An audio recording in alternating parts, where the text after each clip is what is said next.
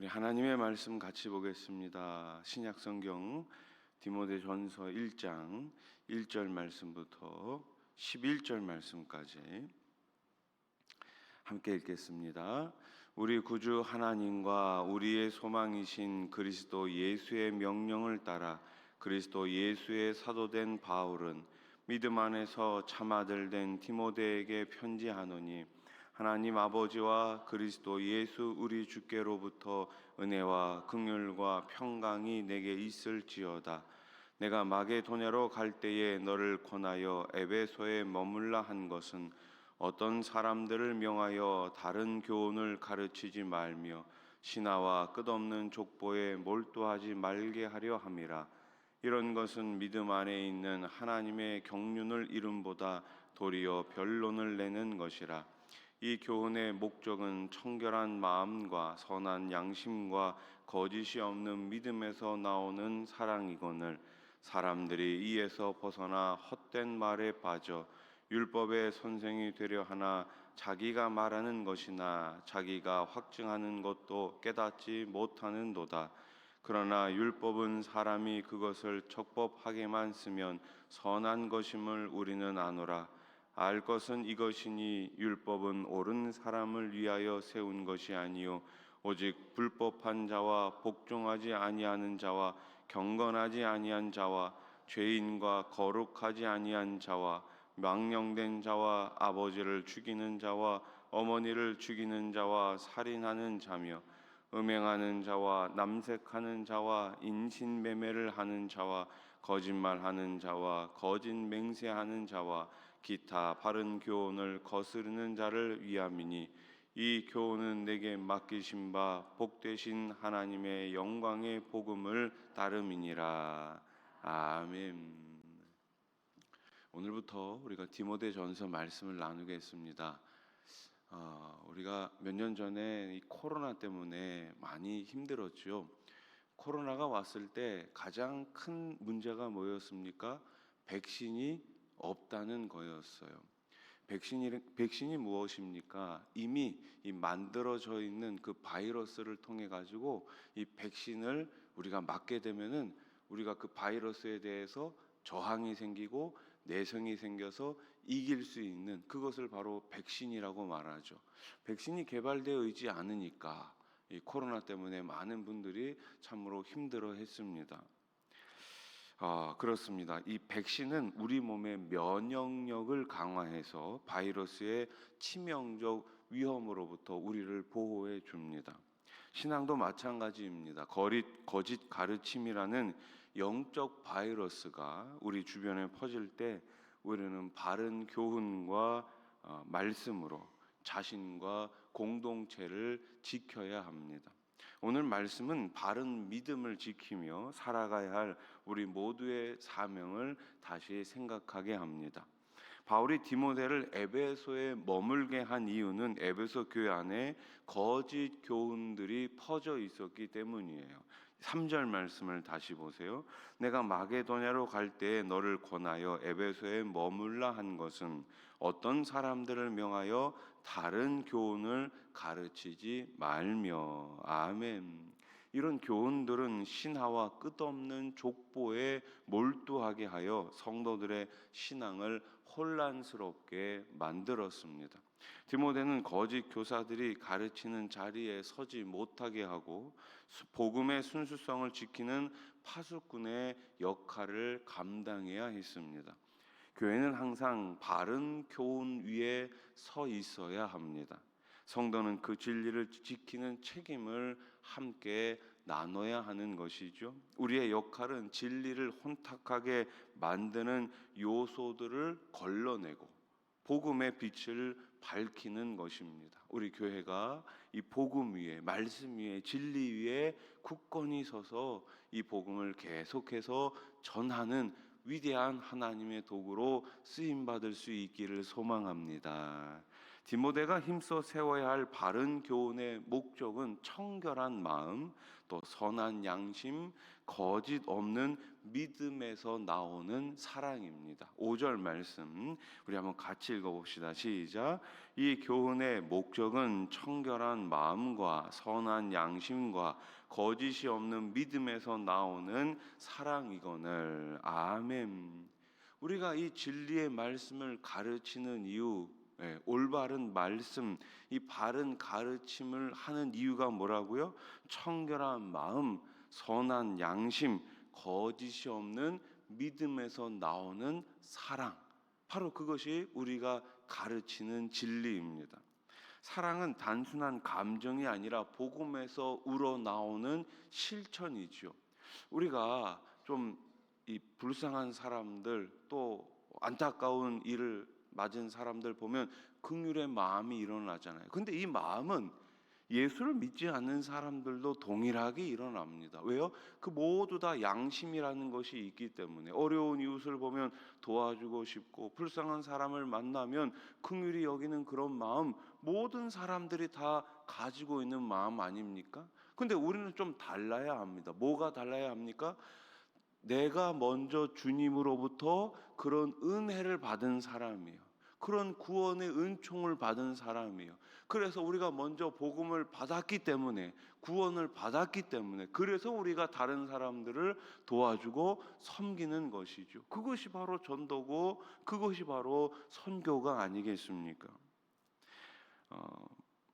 말이 많고 논쟁이 가득한 공동체보다 사랑이 넘치는 공동체가 하나님 나라에 가까운 것은 분명한 사실입니다.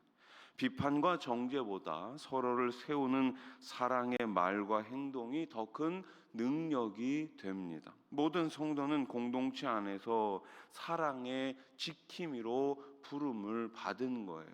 부름을 받은 거예요. 그 예전에 제가 이제 한 그 대담을 하는 내용을 봤는데, 우리 젊은 세대들이 또 30대, 40대 우리 그 젊은 우리 부모님들이 교회를 많이 떠나가고 있어요. 어떻게 하면 교회로 우리 청년들을, 또 우리 젊은 세대들을 돌아오게 할 수 있습니까? 물었을 때 그 답이 뭐였을까요? 사랑하면 된다고요. 사랑하면 된다고요. 집 나간 아들, 딸 어떻게 하면 집으로 돌아오게 할 수 있어요? 부모가 사랑하면 돌아와요. 맛있는 거 해줄게, 용돈 많이 줄게, 안 옵니다. 그런 거 가지고 안 와요. 그냥 부모가 사랑해주면 집 나간 자녀들 돌아옵니다. 다른 거 없습니다. 교회는 사랑하면 부흥합니다. 교회는 사랑하면 잘 됩니다. 사랑하면 기도하고 싶어집니다. 사랑하면 예배드리고 싶어집니다. 사랑하면 전도하고 싶어집니다. 제일 기본이 사랑이에요. 그래서 여러분, 다른 것보다도 우리 수원아산 교회가 주님의 말씀을 잘 듣고 잘 가르치고 그 사랑으로 우리 자녀들을 잘 돌봐줄 때 우리 교회 가운데 우리 하나님 주시는 더 큰 은혜와 사랑이 넘치게 될 줄로 믿습니다. 바울은 에베소 교회 안에 있던 영적 위기를 지적합니다. 어떤 사람들은 자신이 말하는 것이 무엇인지조차 모르면서 율법의 선생이 되려 했습니다. 7절 말씀 보세요. 율법의 선생이 되려 하나 자기가 말하는 것이나 자기가 확증하는 것도 깨닫지 못하는도다. 아멘. 그들은 자신을 드러내고자 교사 자리에 서려 했고 결국 헛된 말을 퍼뜨리며 공동체를 어지럽게 했습니다. 가르침은 영혼을 살리기도 하지만 잘못된 가르침은 공동체 전체를 병들게 합니다. 자격 없는 자가 앞에 서면 맹인이 맹인을 인도하는 꼴이 되죠. 어떻게 앞을 보지 못하는 사람이 앞을 보지 못하는 다른 사람을 인도할 수 있겠습니까? 성도는 교회 안에서 잘못된 교훈과 명예욕에 의한 섬김이 자리를 잡지 못하도록 지혜롭게 경계해야 합니다. 우리는 다 주님 안에서 부족한 자들 아닙니까?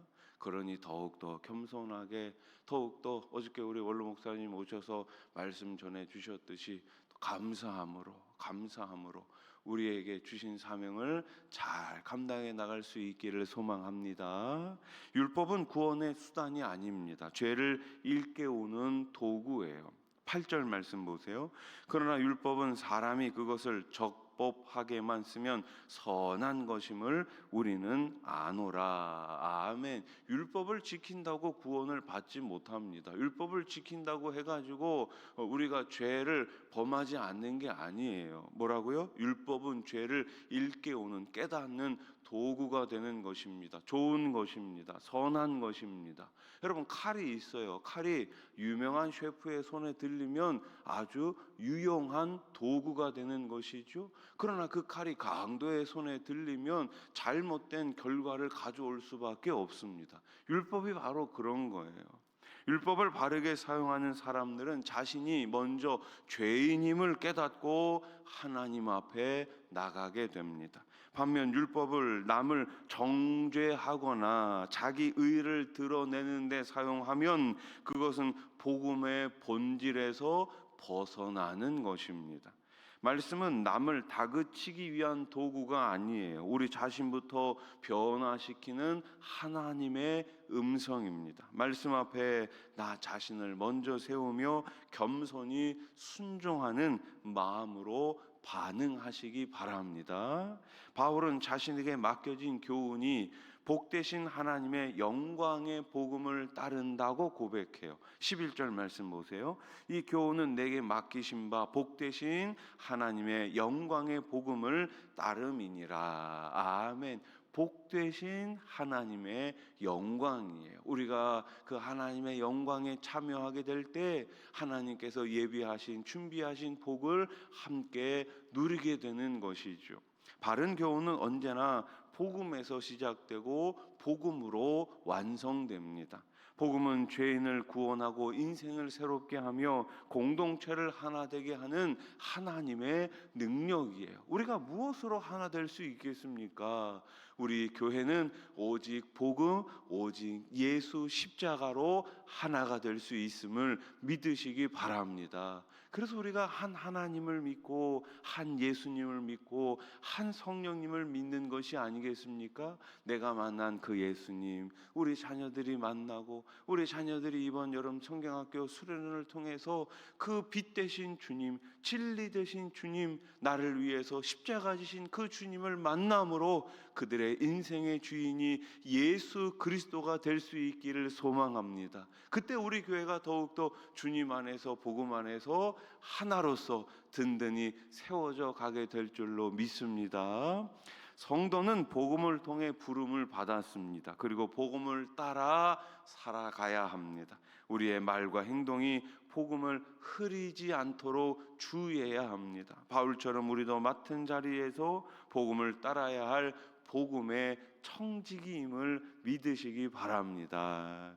말씀을 정리해 봅시다. 바른 교훈은 교회를 지탱하는 기둥입니다. 복음은 지식이 아니라 사랑으로 실천되어야 할 진리입니다. 뭐라고요? 복음은 지식이 아니에요. 내 머리로 아는 것이 아닙니다. 복음은 사랑으로 잘 포장해 가지고 다른 분들에게 전달되어야 하는 거예요.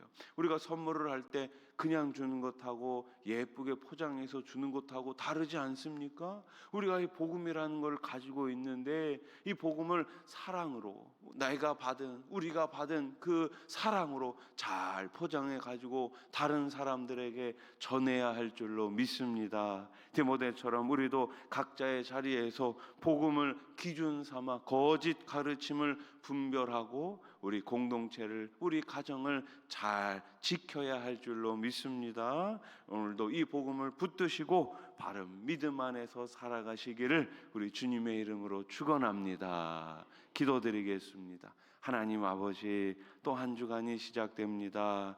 오늘부터 우리가 디모데전서 말씀을 함께 나누었습니다. 하나님 아버지, 우리 교회가 바른 가르침으로, 바른 복음으로, 바른 교훈으로, 바른 진리로 올바로 소개해 주시옵소서. 내가 만난 그 하나님, 내가 경험한 그 주님, 나에게 오늘도 찾아와 주셔서 말씀해 주시고 변화시켜 주신 그 주님, 그 주님을 우리 자녀들에게 잘 가르치고 잘 전달하는 우리 모두가 되게 해 주시옵소서. 무더운 여름이 왔습니다. 몸 상하지 않도록 우리 하나님께서 영육간에 강건함을 더해 주시옵소서. 맡은 일꾼들 사명 잘 감당할 수 있도록 하늘의 신령한 은혜와 은사를 덧입혀 주시옵소서.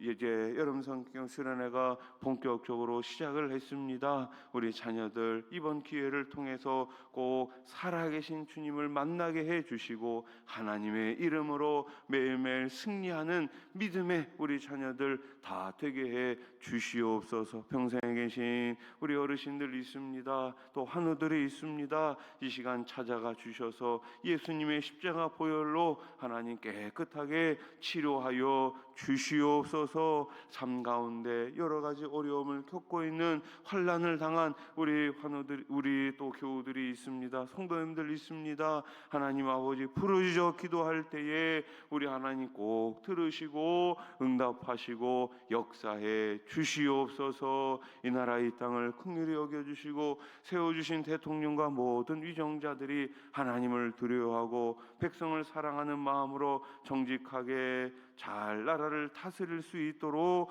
우리 하나님 도와 주시옵소서. 저 북녘 땅에 가서 마음껏 예수님 이름 부를 수 있도록 속히 복음으로 38선이 무너지게 하시고 예수님 이름 부르며 아버지 하나님 다시금 교회가 세워질 수 있도록 친히 역사해 주시옵소서. 예수님의 이름으로 기도드립니다. 아멘.